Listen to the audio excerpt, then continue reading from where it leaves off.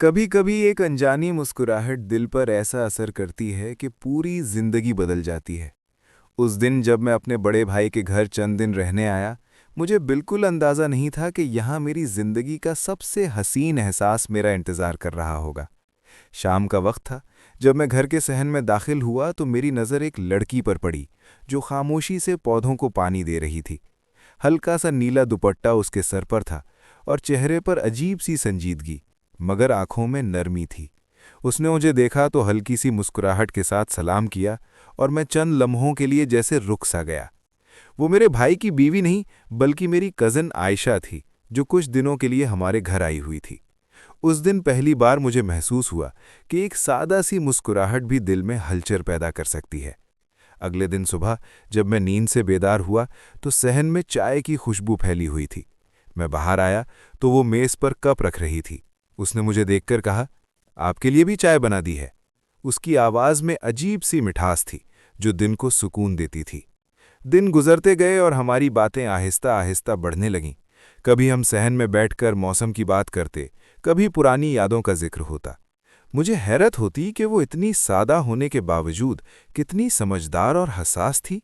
एक दिन बारिश हो रही थी और आसमान पर काले बादल छाए हुए थे।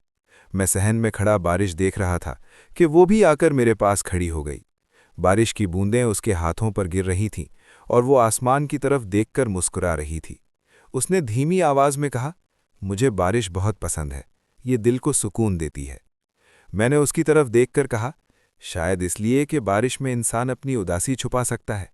उसने मेरी तरफ हैरत से देखा और फिर हल्की सी मुस्कुराहट दे दी। उस लम्हे मुझे लगा जैसे हमारे दरमियान कोई अनकही बात पैदा हो गई है।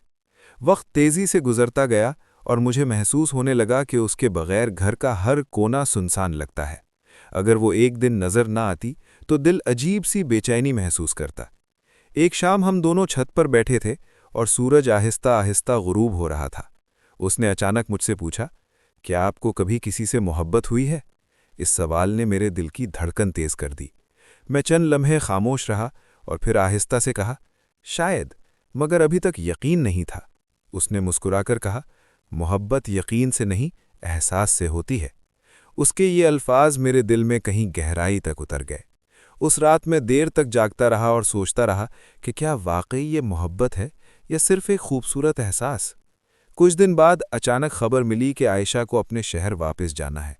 ये सुनकर दिल जैसे एक लम्हे को खाली सा हो गया।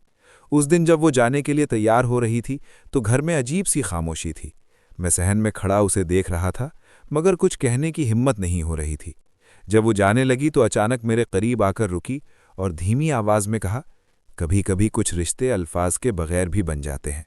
मैंने हैरत से उसकी तरफ देखा तो उसकी आंखों में नमी थी। उसने हल्की सी मुस्कुराहट दी और गाड़ी में बैठ गई। गाड़ी आहिस्ता आहिस्ता दूर होती गई और मैं वहीं खड़ा उसे जाता हुआ देखता रहा। उस दिन के बाद घर पहले जैसा नहीं रहा। हर चीज़ वैसी ही थी, मगर उसकी कमी हर जगह महसूस होती थी। कई महीने गुजर गए और मैं उसकी यादों के साथ जीता रहा। फिर एक दिन अचानक दरवाजे पर दस्तक हुई। मैंने दरवाज़ा खोला तो सामने वही मुस्कुराहट खड़ी थी। आयशा वापस आ गई थी। उसने मुस्कुराकर कहा, कुछ रिश्ते दूर होकर भी खत्म नहीं होते। उस लम्हे मुझे यकीन हो गया कि सच्ची मोहब्बत फासले नहीं देखती, बल्कि दिलों को जोड़ देती है।